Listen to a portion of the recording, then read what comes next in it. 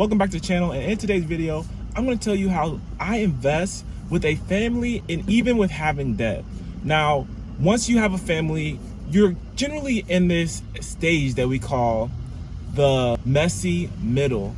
When you have a family, you have a house payment, you have a whole bunch of bills coming up, you have a whole bunch of things that are pulling you in different directions.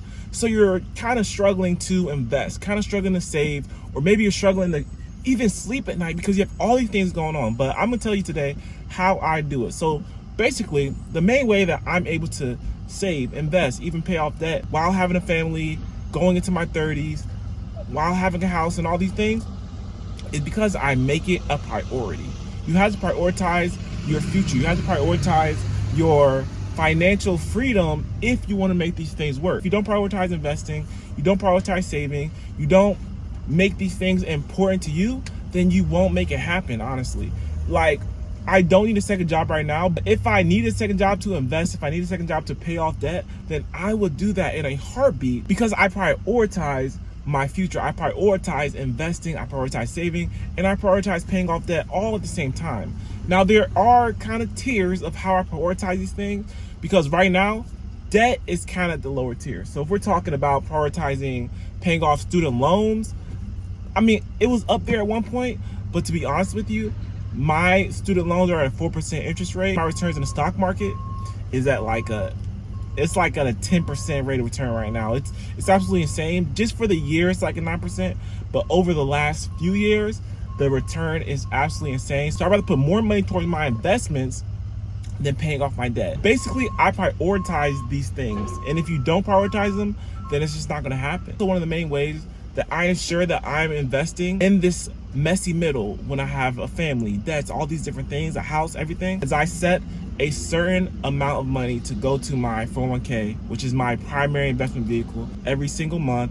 No matter what, I'm making sure that 15 to 16% of my paycheck is going to my 401k no matter what. So if I have to make these sacrifices, which we can talk about later, if I have to make these sacrifices to ensure that this happens, because I prioritize my investing, because I know that investing is super important. I know that in 20 years, I plan on retiring, and the only way I'm gonna be able to do that, unless I start some business that generates a whole bunch of money, is by investing into my future, investing in myself. To do that, I have to consistently invest my money into my 401k, and if I continue to do that for a long period of time, then I'll be able to retire with millions in my investment accounts. That's something you need to do if you really want to prioritize your investing. If you want to prioritize your financial freedom, you need to set a certain amount of money to go to your accounts every single month. No matter what happens, this amount of money needs to go to your accounts automatically. That's why I love a 401k, because the money gets contributed and invested automatically into whatever fund you're picking. So be sure when you're investing to your 401k, your money is getting invested into a fund that tracks the S&P 500. It's very important. Another way that I'm able to manage investing, paying off debt, while having a family, is by having a pretty decent income. I'm not saying I'm making $300,000, $200,000 a year. My income is very good for the area I live in. We live in the Midwest, so it's not super expensive,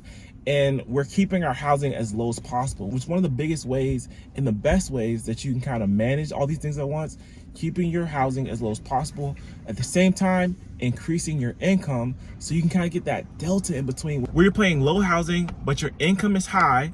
So because of that, you can now invest, or you can pay off debt, and you can kind of take your family out and do these different things. A lot of it is about having a good income. You have to have a good income. You want to be able to manage a family, pay off debt, invest a lot of money. At the same time, you have to be smart with your money. You can't just go out here spending your money on these random things. You have to have a plan for your money. And this is something that I think we have. We have a plan for our money. Like I said before, we're investing a certain amount of money to our 401k every single month, and we pull up our investment calculators.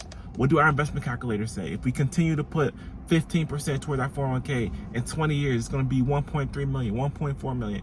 These investment calculators are pretty accurate, especially putting a 7% rate of return. So we make sure that we prioritize investing. But your income is definitely important when it comes to being able to save, being able to invest into your future while still having a family and managing the day-to-day family life. Another thing that allows me to be able to pay off that, invest, manage a family, is to keep my expenses as low as possible. Keeping your expenses as low as possible definitely starts with housing. If you're able to keep your housing expense as low as possible, then you'll be able to deploy your money in different areas. You'll be able to deploy more money towards investing, more money towards family, more money towards debt, more money towards going out to eat, more money towards vacation. Having your housing as low as possible is the key to building your wealth. And truthfully, the best way to lower your housing expense is by having a roommate or house hacking. That's what we do. We house hack. We've been doing it for about 5 years, and it has been amazing. Paying less than what you're supposed to be paying for rent or mortgage in your area is a win. So if your area costs for $2,000 rent, but you're paying $1,000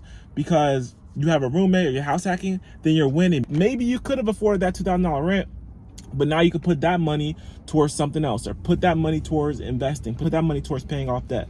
So if you're able to find ways to lower your expenses, find ways to lower the big three, which I talk about the big three all the freaking time, but I'm gonna talk about it again because I know I have some new people probably watching this video. Housing, transportation, food. If you find ways to lower your housing, your transportation, and your food, then you can then invest it different. You can win. You can increase your net worth and really increase your financial freedom and lower your financial stress by doing these things. If you can lower your expenses, lower your housing, lower your food, if you can find ways to lower your transportation, whether that's switching your car insurance companies, doing all these different things, these little numbers will definitely add up, whether you're saving $70, $50, $100, even $200 by switching your car insurance companies, or by getting a vehicle that doesn't require premium gas, or getting a vehicle that doesn't require you to pay a lot in insurance. This little bit of money savings can definitely help you out, especially when you're in a tight pinch. When you don't have much money to work with, you need to find ways to lower your expenses. And you can easily lower these expenses in the car space and definitely in the housing space if you just decide to live a little less comfortable than what you can. The last thing that I do to kind of manage all these things at once is I practice delayed gratification. They want something right now, but I'll delay the gratification. I'll say, you know what? Investing is more important to me right now. Family is more important to me right now. Paying off this debt is more important to me right now, so I'm not gonna buy it. But I am getting to that point where I'm almost 30 now. I'm 29, I'll be 30 next year, and I feel like I've delayed gratification enough, and that's why we got a car recently. We've been living this house hack for a while now. We're currently saving. Investments are over 100K. We're almost invested, and I'm so excited about this. We almost have 200K invested and saved into the markets. So I think we've delayed gratification for a long time. We still go on vacations, but we delayed the gratification of getting a nice house, of getting a better house, getting something that we can just call our own. I mean, yeah, the house hack is our own house, but we always have someone living there. But we are delaying the gratification because maybe now we could afford that. But right now, it's not the right moment. We are now saving for this next thing. So we're just practicing delayed gratification. All the other things I talked about, it helps you build that financial discipline. So when you get older in life, when you're in your 40s, your 50s, you already set the foundation when you were in your 20s and 30s of financial discipline, of being smart with your money. So practice these things, try these things out. And this is truly how I manage having a family, paying off debt, investing to my future. All these things at once is by using a lot of things I talked about in today's video. The things I talked about today is not everything that I do. There's a lot of little things that I do that I probably don't realize help me manage kind of adulting, but I just do them so naturally I don't even think about it. But try the things out. Hopefully you guys enjoyed the video. And if you did enjoy this video, leave a like, subscribe to my channel, and I'll see you guys in the next video.